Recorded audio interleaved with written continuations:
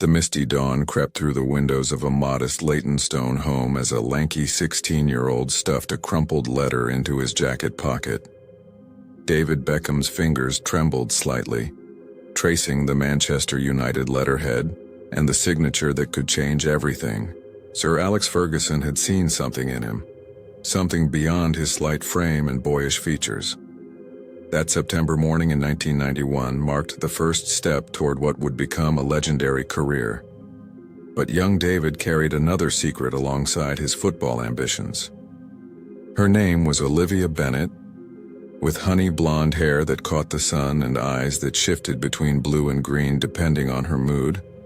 Olivia had captivated David during their shared geography assignments. She wasn't like other girls at St. George's Secondary. She spoke her mind and laughed without restraint, qualities that made David's usually confident demeanor dissolve into stammers and blushes. "They say you're brilliant with a football," she'd remarked one afternoon, leaning against the brick wall outside their school. "My father says talent means nothing without discipline. Do you have that, David?" He'd looked at her then, momentarily forgetting his shyness. "I think about football when I'm awake and dream about it when I sleep. If that's not discipline, I don't know what is." Her laugh had been unexpected, warm, and genuine. "Well then, perhaps I'll see your name in lights someday." Within weeks, they'd fallen into the comfortable rhythm of first love, study sessions that involved more whispering than working, shared lunches in the school courtyard, and dreams exchanged under the sprawling oak tree in Wanstead Park. Their relationship blossomed like the predictable yet perfect plot of a coming-of-age film, until Manchester United's youth academy began to demand more and more of David's time and energy. By December, David's world had transformed. The grueling schedule of morning drills, afternoon training, and evening tactical sessions left him perpetually exhausted. His muscles ached constantly, and sleeping through his alarm became a dangerous habit. Yet beneath the fatigue burned an insatiable hunger to prove himself worthy of the club's investment. Meanwhile, the Richards household faced its own crisis. The factory where Ted Beckham had worked for 15 years announced massive layoffs, and his position vanished overnight. Suddenly, the family's modest lifestyle became even more restricted. No more small luxuries, every penny accounted for. The unspoken pressure on David's shoulders grew heavier. His talent wasn't just about personal ambition anymore, but potential financial salvation. Olivia noticed the changes in David. His once enthusiastic messages became sporadic and brief. Their weekend plans fell victim to extra training sessions or simple exhaustion. Even when they were together, his mind seemed to drift elsewhere, calculating passes or rehearsing free kicks in his imagination. After David missed her winter piano recital, a performance she'd practiced for months, the first significant crack appeared in their relationship. "I waited for you by the door," she said, her voice unnaturally controlled over the phone. "Mrs. Henderson asked where my football star was. I didn't know what to tell her. The coach kept us late. Defensive formations," David explained, fatigue evident in his voice. "I'm really sorry, Liv, I'll make it up to you." She sighed, the sound traveling through the telephone line like a harbinger. "That's what you said last time, and the time before that. Sometimes I wonder if I'm competing with a football for your attention." "It's not like that," he protested. "This opportunity, it could change everything. For me, for my family." "I understand that," she replied softly. "But where do I fit in this grand plan of yours?" David didn't have an answer that satisfied either of them. The youth and reserve squads occasionally trained together, allowing the younger players to measure themselves against those closer to the first team. It was during one such session that David first encountered Ryan Wilson. At 18, Ryan had already made his senior debut. A 10-minute appearance against Coventry City that had the sports papers buzzing about United's latest attacking sensation. With his styled hair, designer training gear and personalized boots, everything about Ryan screamed success. "So you're Beckham," Ryan said after watching David curve a free kick perfectly into the top corner. "Coach says you've got the best right foot he's seen in years." David shrugged, uncomfortable with both the praise and Ryan's scrutiny. "Still learning." "Listen, Carter's having people over Saturday, a proper party, not the youth team rubbish. You should come." Ryan's invitation seemed casual, but his eyes held a calculating gleam. "Bring your girlfriend if you want, Olivia, right? Fair-haired girl from St. George's?" The mention of Olivia's name in Ryan's mouth sent an involuntary chill down David's spine. "How do you know about her?" Ryan's smile didn't reach his eyes. "Manchester's a small place when you know the right people. My cousin's in her literature class. Says she's quite something." Despite his instinctive wariness, David accepted the invitation. Parties meant connections, and connections meant opportunities. Besides, he'd been neglecting Olivia. This could be a chance to rekindle what had been flickering between them. Carter's house pulsated with music and laughter when David and Olivia arrived. It was a different world from their usual teenage gatherings. First-team players mingled with local celebrities, expensive drinks flowed freely, and an air of adult sophistication permeated everything. David was quickly pulled into conversations with senior players and coaching staff, leaving Olivia adrift in unfamiliar territory. She stood awkwardly near the drinks table, her modest dress suddenly seeming childish among the stylish outfits surrounding her. "They forget we exist once football enters the conversation," came Ryan's voice from beside her, offering a glass of something bubbly. "I've learned to accept it as an occupational hazard of dating a footballer." Olivia accepted the drink, grateful for the lifeline of conversation. "I'm beginning to understand that. I barely see him anymore, and when I do, he's either exhausted or distracted. It gets worse, you know," Ryan said, his tone sympathetic despite the brutal honesty. "When he makes the first team, and he will, with that right foot, you'll be sharing him with thousands of screaming fans, relentless training schedules, and European away games. You make it sound rather bleak," she murmured. Ryan shrugged, leaning slightly closer. "Not bleak, just different from what most girls imagine. The successful ones find their own path, their own identity. You seem like you'd be good at that." The time David extracted himself from a tactical discussion with one of the assistant coaches, he found Olivia and Ryan laughing together on the patio, their heads tilted toward each other in easy conversation. Something twisted in his stomach at the sight, not quite jealousy but a premonition of change. "Ready to go?" he asked, his voice slightly sharper than intended. Olivia looked up, surprise crossing her features. "Already?" Ryan was just telling me about the European tour next month. The casual use of Ryan's first name, the comfortable way she referenced their conversation, it felt like discovering a door in a familiar room that he'd never noticed before. "It's getting late," David insisted, forcing a smile. "Early training tomorrow." The drive home was filled with uncomfortable silence, punctuated by Olivia's occasional comments about Ryan's stories, or Ryan's humor, or Ryan's insights into professional football life. Each mention drove another splinter into David's already fractured confidence. As January gave way to February, David noticed Olivia checking her phone more frequently, smiling at messages she quickly hid from view. Their conversations grew more superficial, carefully avoiding any mention of future plans or deeper feelings. When they were together, she seemed physically present, but emotionally elsewhere. The very thing she had once accused him of. "Are you talking to Ryan?" he finally asked during a cold Saturday afternoon in the park where they'd once spent hours discussing dreams and possibilities.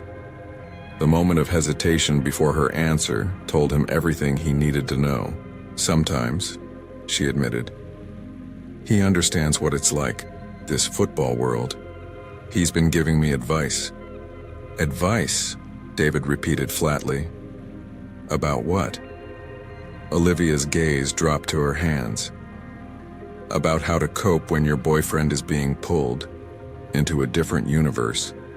About maintaining my own identity when everyone will eventually see me as just Beckham's girlfriend, if we even last that long. The brutal honesty stung worse than any physical injury he'd sustained on the pitch. So that's it? You're already planning for our failure? I'm being realistic, David, she countered, a flash of anger breaking through her calm exterior. When was the last time you asked about my music, or remembered my competitions, or even just called without me prompting you first? He had no defense against these truths. Instead, he attempted a desperate countermove. For the next 2 weeks, he poured what little energy remained after training into winning back Olivia's affection. He sent flowers, left notes in her textbooks, and arranged a special dinner with his mother's help. I know I've been consumed by football, he confessed over candlelight, reaching for her hands across the table. But none of it means anything if I lose you in the process. Olivia's smile held a sadness that touched her eyes. That's a lovely sentiment, David. I just don't think it's true. Of course it is. No, she interrupted gently. Football is your destiny. It's written in every muscle of your body, every thought in your head. And that's as it should be. You're extraordinary when you play. She withdrew her hand slowly. But I need to be more than an accessory to someone else's dream. I need my own. He wanted to argue, to promise change, to swear that their futures could intertwine without either sacrificing their essence. But deep down he understood her point with painful clarity. The confirmation came on a drizzly Sunday when his childhood friend Tom called with the awkward solemnity of a bearer of bad news. They were at Westfield Mall, Dave, Tom said, uncomfortable, but determined. Holding hands near the cinema, didn't look like they were just friends. Despite expecting it, the news hit David with physical force, knocking the air from his lungs. Without considering the consequences, he grabbed his skateboard and headed toward Olivia's house through the penetrating February rain. By the time she answered the door, he was drenched and shivering, rain and unshed tears mingling on his face. Tell me it isn't true, he demanded, voice cracking. You and Ryan. Olivia's expression shifted from shock to resignation. I was going to tell you properly this weekend. In what universe is that acceptable? The words escaped as a hoarse whisper. He's my teammate, someone I see every day. It just happened, she offered lamely. He was there when you weren't. Because I was working toward our future. No, David, she corrected gently. You were working toward your future. I was just expected to wait in the wings. And Ryan? What does he offer that I don't? The question escaped before pride could suppress it. Her silence answered everything.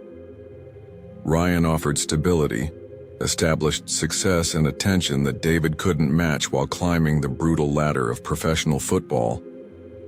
The following days passed in a haze of mechanical movements. David attended training, completed drills, and returned home without registering much beyond the technical aspects of his performance. Coaches noticed his diminished focus, but attributed it to normal teenage fluctuations rather than emotional devastation. Only Ferguson recognized the deeper issue. After a particularly lackluster training session, he called David into his office, a summons that usually signaled either great opportunity or serious trouble. Something's eating at you, lad. It wasn't a question, but a statement of observed fact. Not sleeping, not concentrating, barely engaging. That's not the Beckham I selected for this program. David stared at his hands, embarrassed that his personal problems were affecting his professional opportunity. It's nothing, sir, just personal stuff. Ferguson's expression softened slightly. Girl troubles?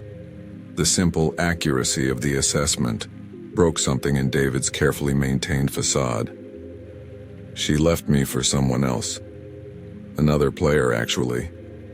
Ferguson nodded, unsurprised. Let me tell you something about greatness, David. It demands sacrifices that seem unfair, often cruel. Relationships, friendships, normal experiences. They all become complicated when you're destined for something extraordinary. He leaned forward, his gaze intensely focused. The question is, what will you do with this pain? Let it destroy what you've worked for? Or transform it into something that powers you forward? This conversation became the pivot point of David's trajectory. Rather than allowing heartbreak to derail his progress, he channeled every ounce of hurt into perfecting his craft. His free kicks gained deadly accuracy, his crosses developed surgical precision, and his stamina outlasted even the most seasoned players in training. Spring blossomed into summer, and David's progression accelerated at a pace that surprised even his most ardent supporters. By 17, he had secured a regular spot in the reserve team, catching Ferguson's eye for potential first-team appearances sooner than anyone anticipated. Meanwhile, Ryan's relationship with Olivia deteriorated with predictable speed. His attentiveness waned once the thrill of the conquest faded, and his growing celebrity status brought temptations that tested his already questionable fidelity. By autumn, they had separated amidst rumors of Ryan's indiscretions with fans and local models. Olivia, wounded by the experience, attempted several reconciliatory gestures toward David, messages that went unanswered, coincidental appearances at places he frequented, and eventually a heartfelt letter explaining her regrets. But David had sealed off that chapter of his life with the same discipline he applied to his training. His focus had narrowed to a singular target, becoming the player Ferguson believed he could be. In 1995, David's senior debut for Manchester United against Brighton in the League Cup marked the beginning of an ascent that would transcend mere sporting achievement. His precision passing, uncanny vision, and trademark free kicks quickly established him as more than just another talented youth graduate. He played with a maturity and intelligence that belied his years. By 1996, still only 21, David Beckham had secured his position as an integral part of Ferguson's evolving Manchester United team. His playing style, elegant, precise, and tactically sophisticated, captured the imagination of fans who recognized they were witnessing the emergence of a different kind of football star. The millennium brought unprecedented levels of fame and recognition. David's marriage to Victoria Adams, posh spice of the wildly popular Spice Girls, created a cultural phenomenon that transcended sport. The Beckhams became a brand, their name synonymous with a particular kind of aspirational celebrity. Talented, beautiful, and marketable across multiple platforms. His transfer to Real Madrid in 2003 following tensions with Ferguson only enhanced his global profile. Joining the Galacticos, arguably the most star-studded lineup in football history, alongside Zidane, Ronaldo, Figo, and other legends, cemented his status not just as a great English player, but as a worldwide sporting icon. Further chapters in Los Angeles, Milan, and Paris expanded his influence beyond the traditional boundaries of football stardom. Beckham wasn't merely an athlete. He had become a cultural touchstone, his hairstyles copied, his fashion choices emulated, his endorsements turning products into must-have items. Throughout this meteoric rise, Olivia Bennet watched from afar.